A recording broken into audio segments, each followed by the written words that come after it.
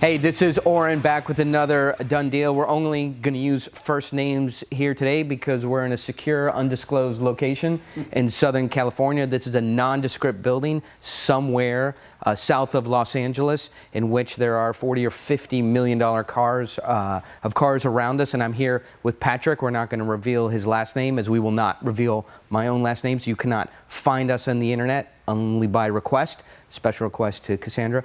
But we're here at Symbolic, a specialty motor car acquirer and seller and specialist in some of the most iconic cars the world has ever seen. I've owned and I collect motorcycles. We have some beautiful motorcycles here in the background. I'm familiar enough with this stuff to be dangerous. I've owned, you'll laugh, but a 911 Speedster, the NSX, a 360, a blue 360.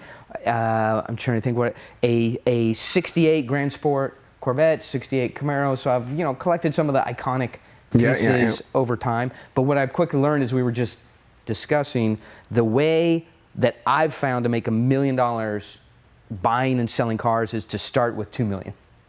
So how is it that and I have hundreds of friends who buy, I know, as I said to you before, I know Jay Leno. I bought a motorcycle from why do I forget movie stars' names at the last? Well, because we're probably under non-disclosure not to say them. But I bought cars and motorcycles from all kinds of celebrities, and what I found is both they lose money and I lose money. So when I meet somebody who's been in the car business for a long time successfully, I become inquisitive. Why are we all slaving around in our normal lives, going to offices, doing spreadsheets, trying to do business, and you are here having fun buying and selling $500,000, million, $15 million cars? How did you work all this out to have fun with your life? Well, I can't say it's always fun, because at the end of the day, we're selling somebody's hobby, but for us it's business. Yeah. So every car I buy, for me it's a commodity, and it can go up, the price can go down. There's a risk involved. Yeah. So I do have my part of stress when I buy a car, because I can't buy a car well, can't buy it wrong, the market fluctuates, so it's not all fun. And all those cars are beautiful, etc. It's nice. I enjoy to be with the cars, but I don't drive them around. Yeah. Because for me, they hate to sell, not for my enjoyment. Yeah. And as you say, to make $1 million, you need $2 million. Well, yes and no. The only problem we have overall in the market now, since for the last 15 years, the price have gone up all the time. Yeah. So 15 years ago, with $1 million, I could have 8 cars in my showroom. Now, with $1 million, I can buy 1 car. Yeah. So you need more and more cash. Yeah. It's more and more risky because you need more capital. And the mistakes that you can make, if you lose 20% on 100, it's one thing. You lose 20% on $1 million, it's a bigger amount. And there's a big trend at the moment in the collector's car market, especially on Ferraris. People go crazy on very low mileage cars. Yeah. Like an F40 with 200 miles. Right. Will sell for stupid money. People will pay huge premiums for an F50, for an Enzo with delivery miles. Yeah. But a car like this, let's say you pay like over $1 million premium for a car like this, and you can't even drive the car because probably the lines are all dried up, the fuel filters are bad, the car needs to be reconditioned. It looks brand new, but the car is horrible to drive. You're going to scrub 30% of the value off if you drive it anyway. So let's just tell people, if you are right now listening to Patrick and I, and you're on your way to buy a 100-mile delivery mile F40, which is going to be what? Close to $2 million. $2 million. Save yourself $500,000. Please give us a call. Right? Don't buy the delivery mile F40. We'll save you $600,000, and you buy the $1.2, $1.3 million mileage it's car. It's a question what you want to do. If you're a billionaire and you want to have a collection, Yeah. long-term investment, sure. Buy the $2 million car, put it in your garage, look at it. You're never going to drive it. Yeah. And that's how it is. But if you enjoy driving a car, Yeah. buy a car with some miles that's been maintained properly, pay less, fill it up, and go driving. So I have so many questions for you. Just one economic question quickly. So I have a friend who bought an F40 from you, and we drove it around. Beautiful twin turbo Ferrari with the most uncomfortable seats and seat belts and driving mechanisms and clutch you would ever have in any car. I think a 1952 Dodge van sort of has, more comfortable, won't go as fast, more comfortable controls, my opinion. But I think that car he bought for $350,000. What would it be worth today?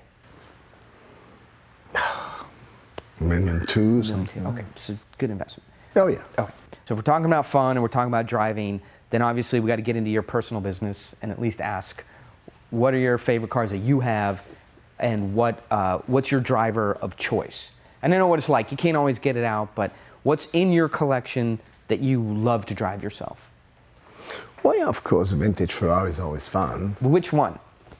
I personally like Daytonas, a Yeah. nice Daytona. Yeah, so V12. Yeah, Yeah. 12-cylinder, definitely. I have at home, it's nothing big, it's not a very valuable car. I've got a 64 Corvette. Yeah. With a good engine in it, and I like the car. It's never been a good investment, but it's a pure driver's car.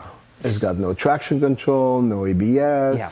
it slides around, and when you're doing 90 miles an hour on the freeway, it feels like you're doing 160 miles an hour. Yeah. The thing is all over the place, you hang on for your dear life on it. It's fun. So let's talk about motorcycles for a minute. So for me, motorcycles are a problem because they're small and they're relatively inexpensive. So when I buy a car, you got to put it in the garage or the warehouse, and it's big and it's expensive. It requires insurance and maintenance, and you're like, whoa, I just bought it. But motorcycles are small, and you could sort of buy one, tuck it away, and there's room for more. And so it's easy just to be on eBay, click to buy, and before you know it, you've bought something, it shows up. So talk to me about your addiction or interest or specialty in motorcycles, and how often do you buy and what do you do with them? I buy way too often. Yeah. A few years ago, I went up and started buying motorcycles, and I was up to 15 motorcycles. Then decided 15 or 50? 15. 15, yeah. All lined up. Yeah. And then I said, okay, I'm going to sell them. So I sold them all. Yeah. And then start buying again. Yeah. Yeah. But I really like Japanese bikes, multi-cylinder Japanese bikes from the 70s. Yeah. That's my thing. Yeah. And so what about the two strokes? So like, I'm restoring one now. It's going to be completely show bike. yeah. The car was a Kawasaki, yeah. 750 H2, yeah. Yeah. I love that. That's one of my most beautiful bikes, I think. So what is appealing about those late 70s, early 80s motorcycles to you? What's personal about them? What I like is, first, it's all carburetors, it's multi-cylinders, it's chrome pipes, a lot of chrome on the bikes. They're still very simple. Yeah. There's no fairing, it's not like electronics everywhere. You can see every component of the bike, and that's what I like about it. Yeah. Yeah. And so if we talk about simplicity, which I like as well, so you think about sort of the new Kawasaki H2, which is one of the most complicated motorcycles ever made. So, well in excess of 200 horsepower, untuned, and extremely complicated. So when you look at that bike, magnificent, spectacular, over 200 miles an hour, extremely complicated. What happens inside you when you think about it? I'd like to ride it. Okay, let's go get to. And so you came originally from Europe. Yes. And I find the Europeans are much more passionate about their cars, much more dedicated to motorcycling and riding because of the roads and everything like that. And we can't say Americans are not passionate about cars, but they seem to be passionate about buying them and keeping them in the garage. It seems there seems much more industry around waxing and maintaining. Yes, maybe a little bit. Creaming cars versus I go to Europe and people are out driving them. So there's less collectors, more drivers. going on? I can't really say if that is still the case because, as I said, in the last 15 years, the price of the cars went up so high. In Europe also. 15 years ago, that car was 125,000. Yeah. You could drive them around. Yeah. But now it's $1.4 million in Europe also. So even Europeans, $1.4 million, they drive less. Yeah. That's a little bit overall where cars are being parked more because the values are so expensive. Yeah. And then it's one thing to want to drive, but you have to insure it. And find the insurance who's going to give you full coverage on a car for $1.4 million to drive on the road is not easy. Yeah, interesting. But the only difference between Europe and the United States is people have a different concept of restoration. Here they over-restore a little bit more. They make it like better than perfect. And in Europe, it's a bit more like, okay, let's just make it nice, driving condition. Yeah. Then less to the show quality. So, interesting. Where is the car market going to go? It's gone up and up and up. The auctions are now on TV. You can see Meekham's auctions and all that kind of thing. The auctions have taken over the majority of the business. Yeah. The prices have been going up non-stop for the last 15 years. There's a little slowdown now. Could be a correction. I mean, can't continue all the time. Whatever goes up comes down at some point. And it's hard for the moment on some cars to how do you call this? To justify the value of some cars. Yeah. Some cars, okay, they're like you say like a $15 million Ferrari. They made 3 of them in the world. They're only going to be 3 ever. It's a great investment if you're a billionaire. But then you see a Porsche that was worth $50,000 that's now worth $700,000, and they made 2,000 of them. Yeah, it's not rare. Why is it so expensive? So what I always do is I sell the car when the market's at the bottom. I buy it at the top and sell it at the bottom. So I bought a new 911 Speedster, and 94, and then I converted it to a wide body, which then got everybody upset, right? And so it was probably $75,000, $78,000 new, but those cars are selling for. I mean, it was a regular car. It was 275, 300 horsepower. It drove okay. The top was a mess. It was a decent car. I put 100,000 miles on it and sold it. But I see those cars with the mileage that I had on it selling for 180,000, 200. Like, there's no justification for a car of that quality. That's what happened the last year or so. That suddenly Porsches, anything, the air-cooled Porsches suddenly went up on price. Yeah. But it's slowing down now. So, because I thought I would get a 94 turbo because I like that body style. Yeah. So I go on eBay and I start surfing around, and I thought eBay was broken, right? Because I expected them to sort of be 65, to 85,000. These are $200,000 cars. Oh, yeah, that car is not worth north of $200,000. I mean, I've had yes that. And no, yes and no, because the 94 turbo is the only one in 3.6. Yeah. Yeah. With the old body style and air-cooled. So it is a rare car. So if in any turbos, if that car is 250, that's probably the only car that could be 250. So how bad is it going to get? Is a 1972 Datsun 240Z going to now be worth $50,000 or $60,000? Where is the price appreciation? They made a lot of them. They made a lot of them. Okay.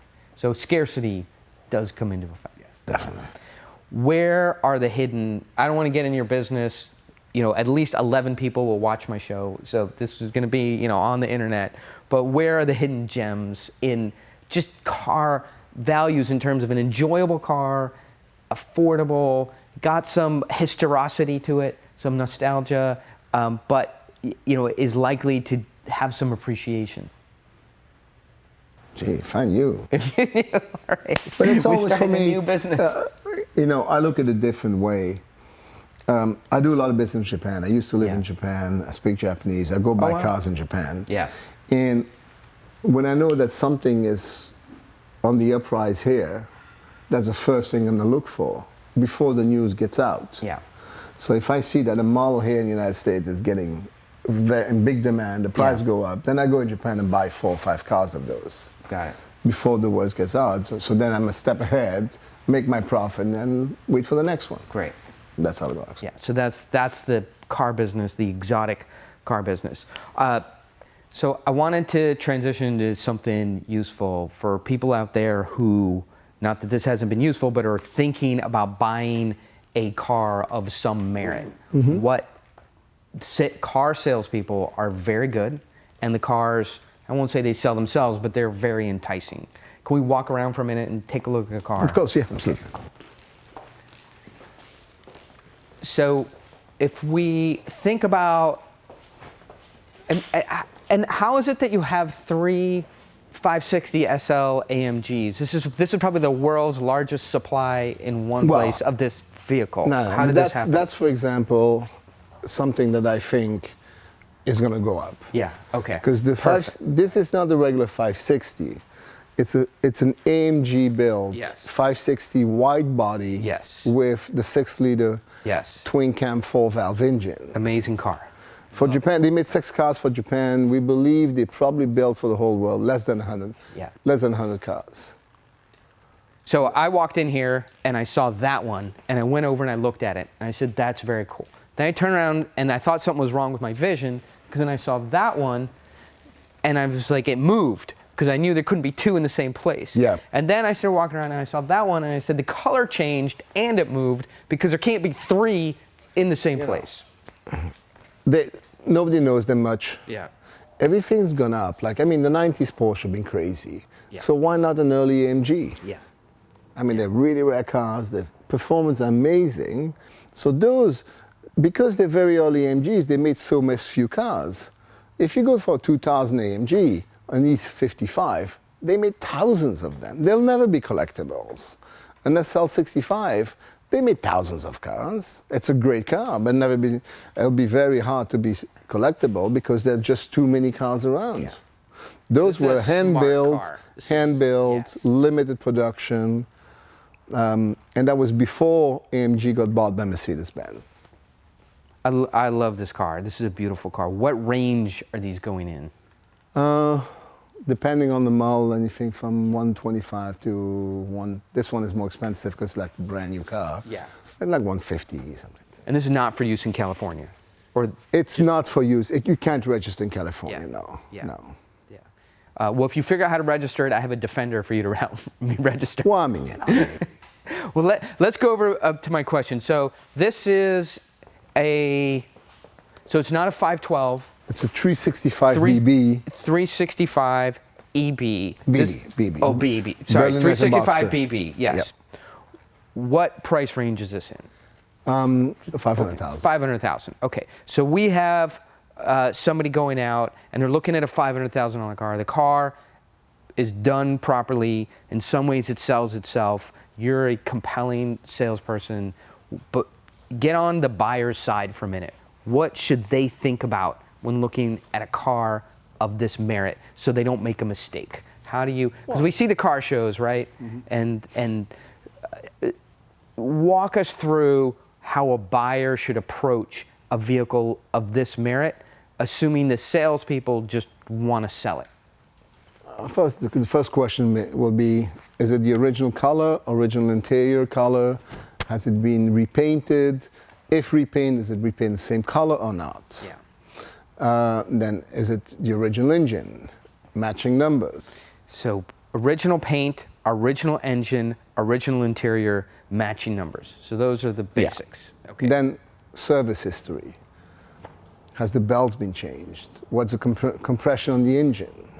So the mechanicals. Mechanicals. Okay. So the mechanicals check out, interior, numbers match, hasn't been painted, and where do we go next? Test drives. Drive. Okay, well, should we drive it? Then are there tools with the car, owner's manual, and then you go to the real, after the question is to the real condition of the car, the quality of the paint, how is the leather?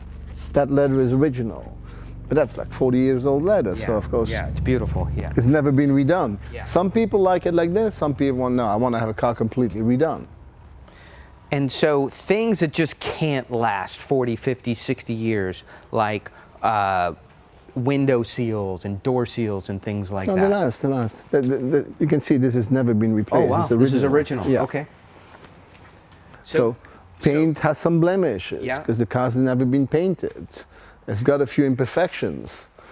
So some people Came say, from the factory. oh no, there's reaction This over the is- years, etc. Got it.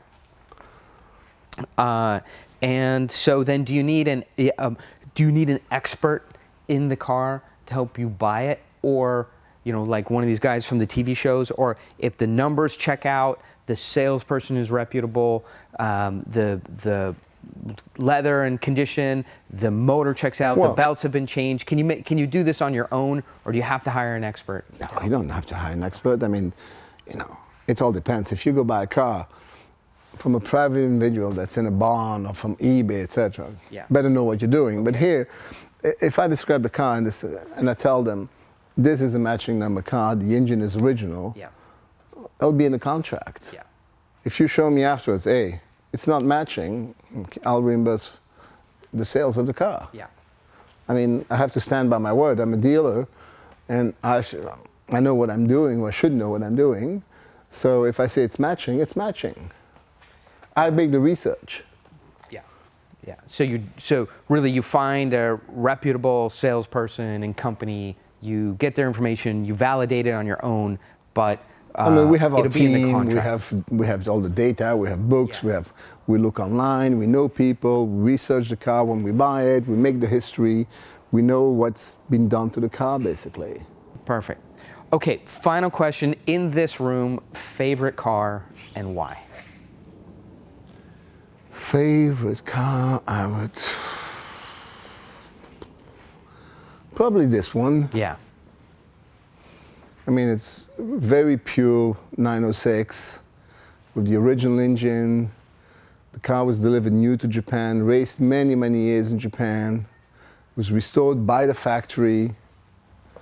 It's a wonderful car. It's a great car. It's an expensive car. It's a $2 million car. Yeah. But it's wonderful. A great history. Terrific. Well, I love all these cars. I would say in this room, I hate to be cliche, but these are cool. The Turbo Carrera is very nice, but I had one. Most coveted car for me is this 365. Those are, Yes. I mean, this is the early turbos. Yes. I mean, they're great. There's a good collectible car, but the 76, it's the very early turbos. They drive a bit like a tractor. Yeah, yes, I would. I think that was you said it, not me. I'm in your place of business. I don't want to tell you how your cars drive or don't drive, but for sure, that thing drives is a good-looking car going down the road. Yep. Patrick, it's been so nice talking to you. Really helpful. Expanded my mind on how these things work. Anytime, my pleasure. I really appreciate it, and we're for sure should tell all of our customers who are now thinking about these things to come down to see you and buy some of these. If all of these are gone, if I come back next week, they're all gone, you pay me a commission for letting the world know. Okay. No problem. Okay, it'd be nice. No, I mean, we're open to the public. It's just like, we like people prefer to be announced. Yeah. But it's good because the location, we don't have walk-by traffic. We don't have tourists coming in, take pictures. You know? Yeah, for sure. But if people know where we are, they're mostly welcome to come and look at the cars. It's not a problem. Yeah. These are very interesting vehicles. I love them. Each one just has terrific personality. You guys, there's a million places we can go. You see three well, maybe not a million, but you see Aventadors lined up and 4 Fiat Italias, and those are commodities. These are pieces of history that each have a story that are interesting. Oh yeah, no, and that's more exciting. It's great to see your appreciation for it, so I appreciate it. Okay, guys, we'll see you next time on Done Deal, where we get back to regular business, spreadsheets, green eye shades, and the regular stuff of industrial psychology. We can't do this all the time, but when we do, it's lots of fun.